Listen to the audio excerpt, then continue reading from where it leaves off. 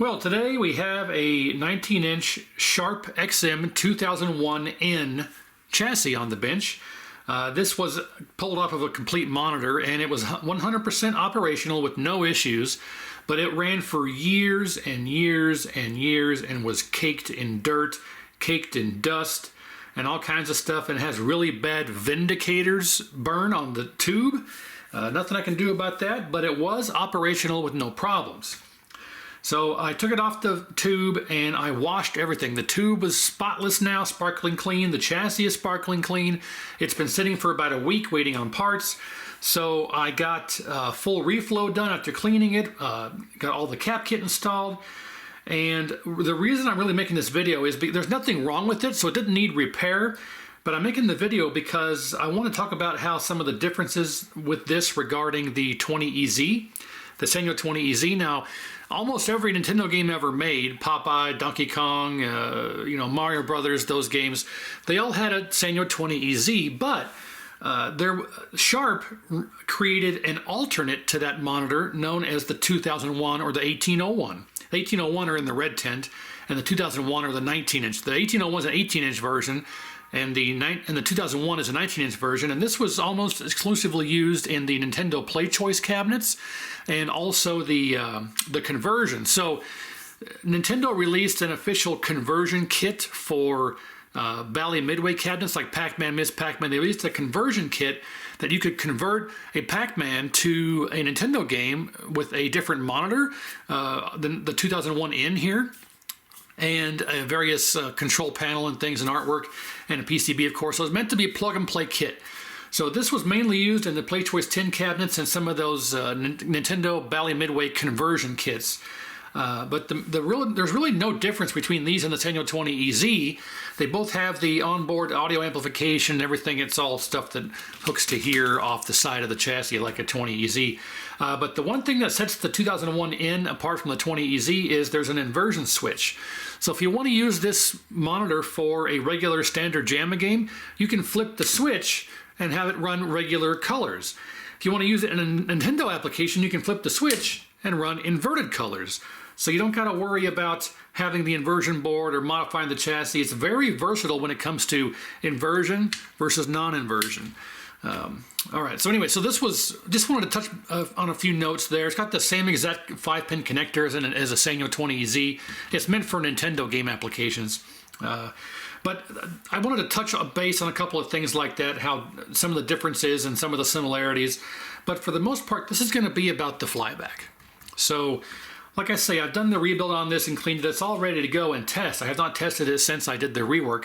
But I removed the original Flyback, working just fine, and I installed a brand new replacement. Now, this was sent to me from Peter at Arcade Parts and Repair, and it's labeled here, testing sample for future orders, because the current replacement Flybacks for the Sharp 1801 and the 2001, it works just fine, except it causes a black line on the right side of the screen. And I'll see if I can throw a picture up of that right here.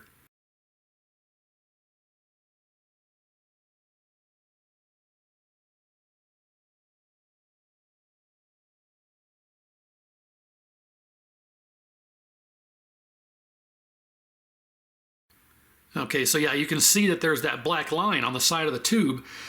And Peter sent me a new Flyback from a new batch of Flybacks. So we're going to be making this video not to just talk about the 2001 versus the Sanyo 20EZ and the 1801. They're the same chassis. 1801 and 2001 are the same thing, just 18-inch versus 19-inch.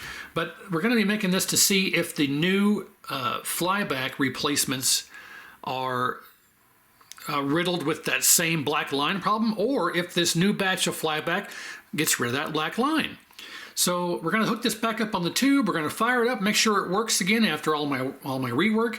But mostly we're going to see if that black line is there. That's the purpose of this, is to see if the new batch of Flybacks here not only lasts, but the main thing is to see if that black line is gone. If it is, that'll be great news, because the current reproduction Flybacks cause that black line. And some people have been able to adjust the width and the B+ to kind of minimize the black line, but it's still there, and it's not uh, it really distracts from the gameplay, especially if you have a game with a blue background like Mario Brothers, Super Mario Brothers, or if you're playing pinball or something, it may not be as pronounced. But yeah, we're gonna hook this back up to the tube and fire it up, make sure it works out to my rework, and see if that black line is there. So let's get this back on the tube and see what happens. All right, so we're back on the tube. Everything's just kind of set in place. I don't have any of the wires back in the looms or nothing in case something goes wrong. We can take it back out. The tube, you can see there, it has Vindicators. It's got some pretty decent screen burn, hard to see, but it's got some really bad screen burn, but doesn't really seem to be too bad when the game is running, at least beforehand. Now because this is designed to go into Nintendo cabinets, it's designed to run on the 110 volts, not 120. So you want to make sure you run this on the 110 volts. I don't know what would happen if you ran on a 120. It may blow it up, damage it, I don't know.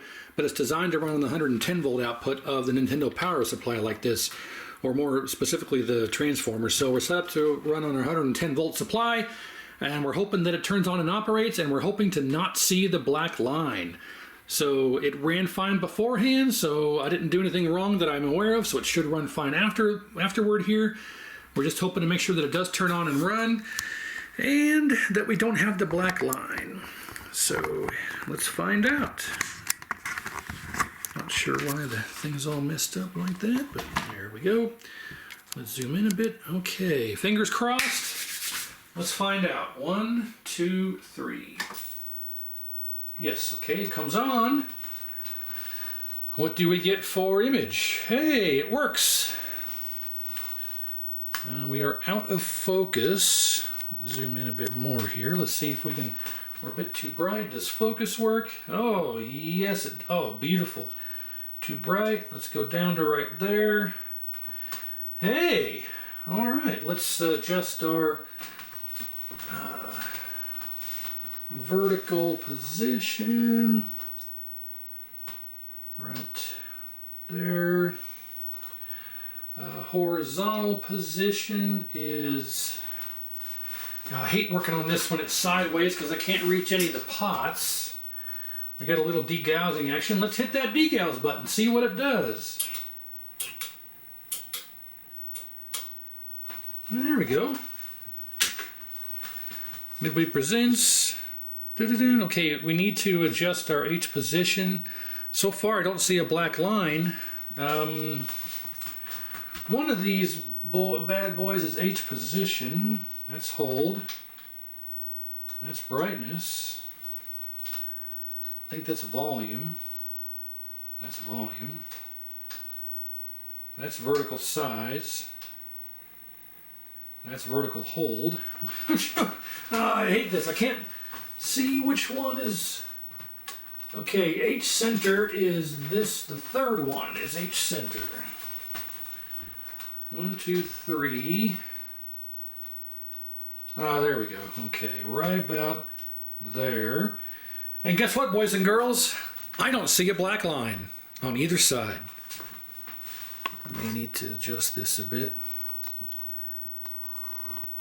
Well, that's fantastic news. That is fantastic news. So the question now is going to be, will the flyback actually last? I'll let it run for, I'm going to do a 24-hour burn-in on this because it's important to make sure that this actually passes a 24-hour burn-in. Normally I do about 8 hours or so, but this needs to be tested for much longer with this fantastic news of the black line being gone. That is awesome. Where is my vertical size here? There we go.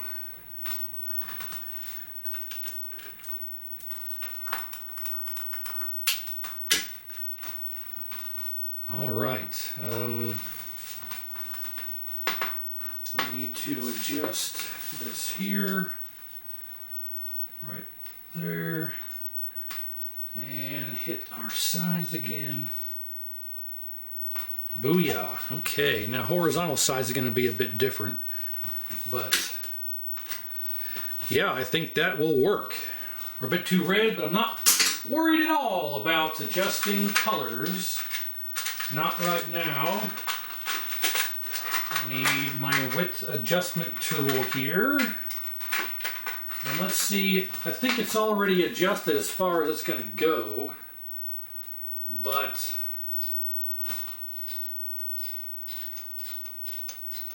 oh, maybe not. A little bit more out of it. That's as much as we get, but I'll say that's fine. No black line. Awesome. So credit to Peter from Arcade Parts and Repair for getting the job done on acquiring another replacement that does not generate the black line. So, success. Fully rebuilt, recapped, reflowed, cleaned, bathed, the whole 9 yards. Brand new factory fresh setup here except for the screen burn. But, I mean, you can see it's not too bad, but it is present up there. But, wow, this is beautiful. And most importantly, no black line. So I know at least about 3 people that will be very happy that this is going to be readily available here soon based on my testing here. Hopefully it doesn't blow up. Assuming it doesn't. The flyback is not warm at all, so there's no cooking rings or anything that I can tell. Well, you didn't see that. Sorry, I was going like this. The flyback is not even really warm at all.